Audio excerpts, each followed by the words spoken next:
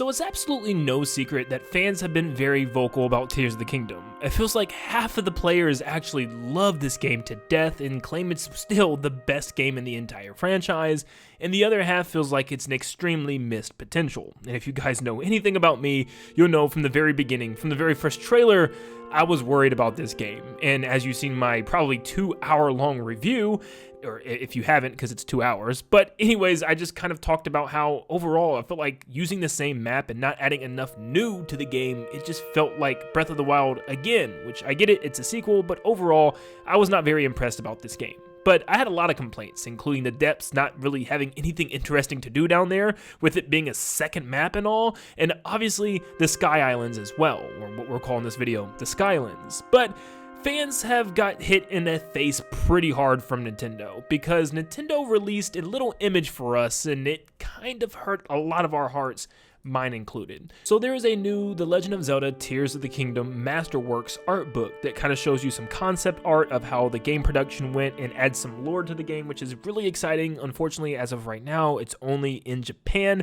and you can order it, but there's like some workarounds and stuff. You have to look online to find the links and stuff to get it to you here in the US or really anywhere else. But at the same time, it's a really cool addition and it obviously adds some more lore and some concepts and stuff to the game. I'm not going to bore you with all that, but the most interesting thing is we got a little image so far from that book, and I'm sure the book is going to really let us down with its concept art because of how good it was. But we got a concept art of the Skylands and what they actually could have looked like, and this is the image. Literally all day, every couple of tweets, I'd seen someone tweeted this image and talked about it and how it looks so cool and so much better than what we got. And after looking at this image for no more than 5 seconds, I am inclined to agree. Now, I know a lot of people always see concept art and immediately think, oh my gosh, we got robbed, this is so much better. And I feel like a lot of the time it's because we're used to what we see in the game. So of course, seeing something new is gonna look fascinating to us, something that's actually not in the game. And it's gonna make us think, oh, this is automatically better. Now, of course, there are some concept arts that are just better, but this is a case of what did the Zelda team and Nintendo do? I mean, this is literally what people probably were asking for from the very beginning.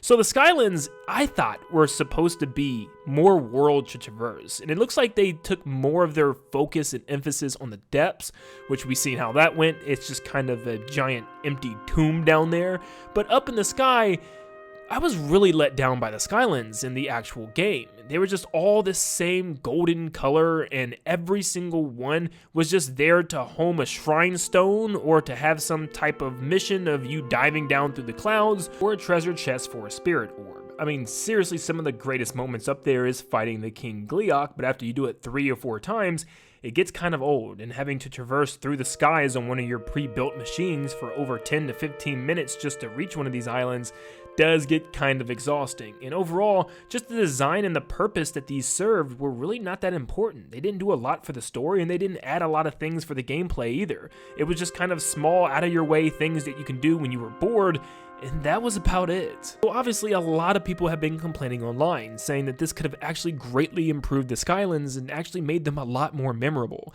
As you can tell from this image, it looks like this Skyland in particular was built with the home of the Zonai in mind. Now, let me say this, the Skylands we do learn are just technically pieces of Hyrule lifted up into the sky. And I've seen a lot of people make this argument, but that at least was just for the Great Skyland that you start the game on. The other pieces of the sky, I believe the game actually tells us on the Stormwind arc that it is pieces of the home of the Zonai. And even if that's not the case, it could have been written into the story, and it would have made it a lot more interesting to have pieces of the Zonai homeland floating in the sky. Could you imagine if there was just like 10 times the amount of Skylands up there to the point where it actually gave you a second map in the sky rather than down below? I think I would have taken that over the depths and just given us tons of old infrastructure and homes and cities and ruins for the Zonai, and maybe even more Zonai NPCs up there and other characters to talk to and civilizations and new villages to find would have been so cool. Or even if it was just villages and ruins that we can explore.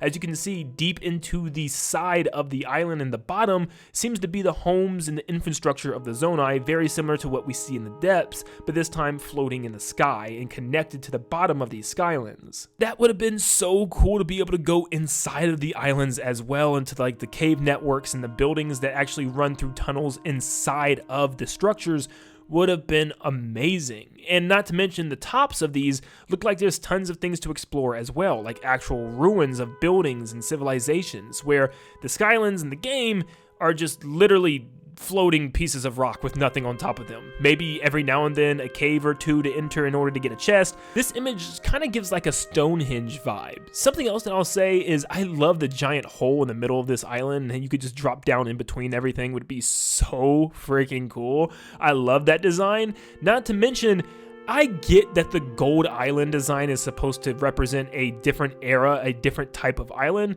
but I still kind of just like the green grass. I think it actually makes it feel more like a floating island rather than just this weird gold-covered area in the sky. I don't know. I wasn't a big fan of that, and I think I would have just preferred if it was just like a giant floating piece of grassland from the bottom. After seeing this, it just really made me sigh and just kind of made me smirk, because a lot of people in the comments were saying, why couldn't Nintendo do this? Why did they not decide to do this? Another complaint I was reading is how in the world did Nintendo not have any type of crossovers or references at all to Skyloft from The Legend of Zelda Skyward Sword. Skyward Sword is still my favorite Zelda game. The vibes, the story, the characters, the world building, I absolutely love it, and its placement in the timeline being the first game, which definitely conflicts with Tears of the Kingdom. Don't even get me started on that timeline. But Nintendo, instead of trying to fix things and kind of rework the timeline and place this in a nice even spot, they kind of just act like Skyward Sword never happened, which was just such a strange thing to do when this game was clearly inspired by elements of Skyward Sword, like flying through the air and dropping down through the clouds. Now, apparently there were reports that Nintendo had stated that they were going to have references to Skyward Sword and, you know, obviously Skyloft and stuff, but they just ultimately didn't decide to go with it. Why? It just seems like to be the answer to everything. Oh, because Nintendo decided not to do it. Oh, because Nintendo did not want to do this. And just like, it's strange. It's a very weird answer. It's why? To me, it feels like this was just because it was rushed, and that's the only solution that I can think of. They wanted a second game to come out to the current Nintendo Switch before moving on to the next generation of Zelda and the next console as well, so they just wanted to get this game out no matter what they did. And I feel like they were taking lots of shortcuts with certain things that they did, especially with the map design, where a lot of things could have been fleshed out more, giving us new areas, new experiences, new towns, new characters, and instead, a lot of it was still just more Breath of the Wild. It's even funnier that they re-released Skyward Sword HD in between both Breath of the Wild and Tears of the Kingdom, and it's just like, still, absolutely nothing. It would have been a perfect way to say, hey, if you haven't played this game yet, go back and play it. We'll have some fun references to it in Tears of the Kingdom, but they just didn't do it. It's so strange. So rightfully so, I get it. I completely understand why people are upset by this, because shooting up into the sky and exploring all these sky islands was something that I was so looking forward to. And when it actually came to happening, it was very boring. So much so, I didn't even want to record any gameplay for it because I knew what every single island was going to have in store for me. A couple chests, a couple enemies, and maybe a shrine stone or two in order to enter a shrine, just to get me a blessing shrine. Oh gosh, it felt like there were 40 of those. Actually, I think there was like 42 to be exact. Insane, by the way. But either way, yes, this concept art does hurt. And I know when the actual book releases here soon, we're going to be getting lots of images online as to what we could have gotten. And it's going to hurt even more because I know there's probably some really good concepts. That's my problem. Tears of the Kingdom has promise. I'm not mad at Nintendo for making a sequel to Breath of the Wild. It was just, for one, extremely financially smart. But at the same time, I think there was so much more they could have done with this game concept and this design and this world and that engine and its characters, and they just didn't do anything. This is just one opinion that I'll forever die on, and I'm glad to see a lot of people feel this way because it does suck that we essentially have to wait twice as long now for a true new Zelda experience that isn't just Breath of the Wild with some newly added content. Yeah, I know I'm going to make a lot of people mad with that, but it is what it is. It's how I feel, and it's just honestly a little disappointing. But let me know down below what you think of the concept art for the Skylands. Do you think this would have been better? Do you prefer the original games compared to this one? What else would you have liked to see the Zelda team do for Tears of the Kingdom? Let me know in the comments down below, and make sure you leave a like and subscribe to stay up to date on all things Zelda and Nintendo in general. And like always, I'll see you all on the next one. See ya, guys.